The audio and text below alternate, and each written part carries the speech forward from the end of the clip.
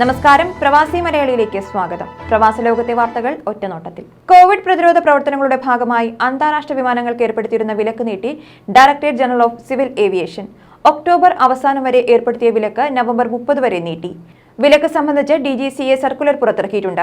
വിലക്ക് നവംബർ അവസാനം വരെ നീട്ടിയെങ്കിലും കാർഗോ സർവീസുകൾക്കും DGCA പ്രത്യേകമായി അംഗീകരിച്ച ഷെഡ്യൂൾ അനുസരിച്ച് സർവീസ് നടത്തുന്ന വിമാന സർവീസുകൾക്കും വിലക്ക് ബാധകമല്ല. DGCA അന്താരാഷ്ട്ര വിമാനങ്ങൾക്കുള്ള നിരോധനം ഒക്ടോബർ 31 വരെ നീട്ടിയിരുന്നു. വിവിധ രാജ്യങ്ങളുമായുള്ള ധാരണയുടെ അടിസ്ഥാനത്തിലാണ് സർവീസുകൾ നടക്കുന്നത്. സൗദിയിലെ ലെബനീസ് അംബാസിഡർ 48 മണിക്കൂറിനുള്ളിൽ രാജ്യം വിടണമെന്ന് സൗദി അറേബ്യ.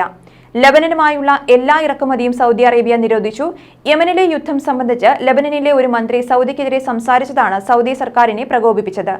ലബനീസ് അധികൃതർ വസ്തുതകളെ കണ്ടില്ല എന്ന് വയ്ക്കുന്നതും തിരുത്തൽ നടപടികൾ കൈക്കൊള്ളുന്നതിൽ തുടർച്ചയായി പരാജയപ്പെടുന്നതിനാലും ലബനീസ് റിപ്പബ്ലിക്കുമായുള്ള ബന്ധത്തിന്റെ ഫലങ്ങളിൽ രാജ്യത്തിന്റെ സർക്കാർ ഖേദിക്കുന്നതായും സൗദി സർക്കാരിന്റെ പ്രസ്താവനയിൽ പറയുന്നു.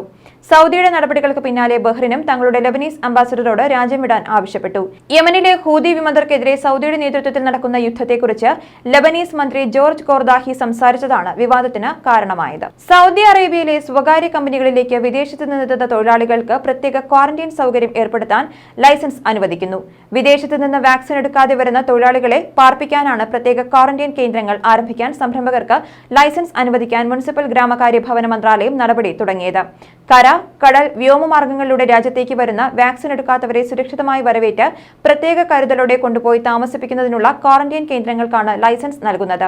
ഇതിനുവേണ്ടി അപേക്ഷ ക്ഷണിച്ചപ്പോൾ തന്നെ നിരവധി സ്ഥാപനങ്ങൾ മുന്നോട്ട് വന്നതായും രാജ്യത്ത് എല്ലായിടത്തും ഇത്തരം കേന്ദ്രങ്ങൾ അനുവദിക്കുമെന്നും മന്ത്രാലയം അറിയിച്ചു. കൃത്രിമ മഴ പെയ്യിക്കുന്ന ക്ലൗഡ് സീഡിംഗിന് ഡ്രോണുകൾ ഉപയോഗിക്കുന്നത് പരിഗണിച്ച് UAE. മഴമേഘങ്ങളെ കൃത്യമായി തിരിച്ചറിയാനും രാസമിശ്രിതങ്ങൾ വിതറാനും ഇവയ്ക്ക് കഴിയുമെന്ന് കണ്ടെത്തി.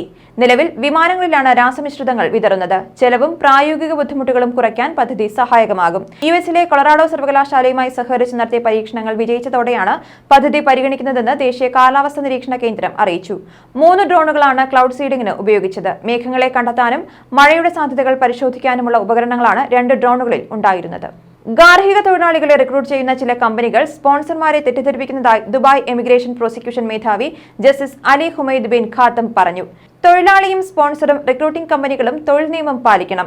ഗാർഹിക തൊഴിലാളിയെ നിയമിച്ചാൽ 2 വർഷം സുരക്ഷിത കാലമായി കണക്കാക്കുന്നു.